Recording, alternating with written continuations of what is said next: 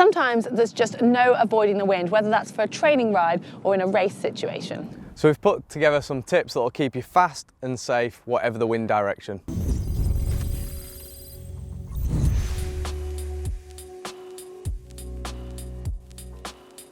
If you know you're going to be riding or racing in windy conditions, then it's worth looking at your bike and seeing if you can reduce this side profile. And that basically means your wheels. Yeah, the wheels are a big area of focus. I know a lot of people like to go faster on a disc wheel, but for really windy conditions, you probably want a lower profile one. And then especially on the front, because it's the front wheel that's going to get that big side crosswind and cause you a few problems. Yeah, I had this experience in Kona, which is known for its strong crosswind, so I actually chose to ride 4x4s on the front and the back just to improve my handling.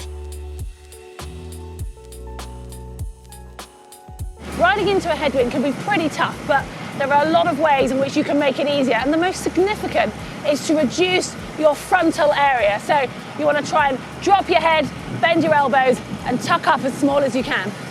And also you want to keep the cadence nice and high. So if you've got a nice fast cadence, you get a sudden gust of wind, it's not going to slow it down too much. But if you're already at a really slow cadence and you get a sudden gust of wind, it's going to stop your pedal stroke and you're not going to go anywhere.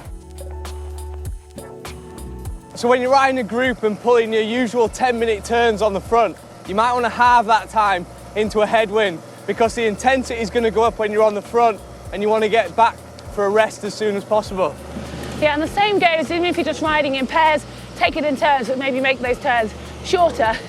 And if you're a bit cheeky and maybe you're tired or you're the weaker rider in the group, try and do your stint on the front when you've got a tailwind, and when it's a headwind, use it to tuck in behind someone a bit stronger.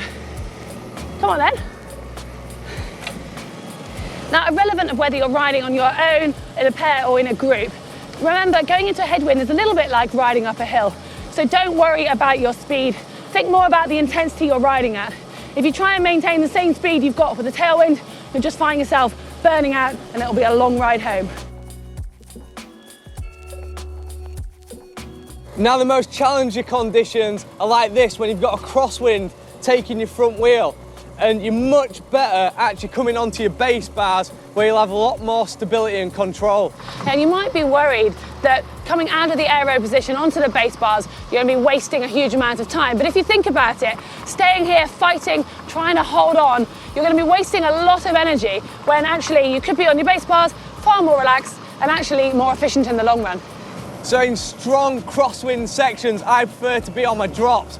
I've got softer elbows here and a much more control, and I'm also focusing on getting my head as low as possible so that I've got a lower centre of gravity. Yeah, and the key with crosswinds is actually looking ahead and predicting the conditions.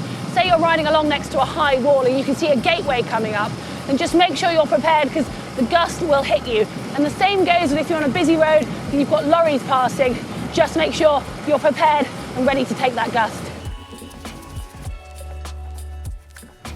So in strong crosswind sections, you'll find that riders get into a formation known as an echelon, where when the wind's coming in from the right-hand side, the riders behind will sit on the left hip.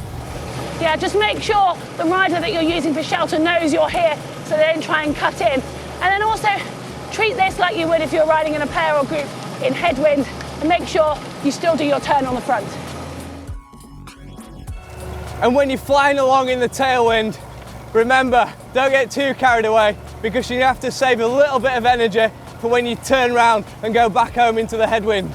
Yeah, and if you are a cheeky Strava hunter, then it might be worth checking the forecast, because if you know there's a section that you're good at, it's going to have a tailwind, then why not make the most of it?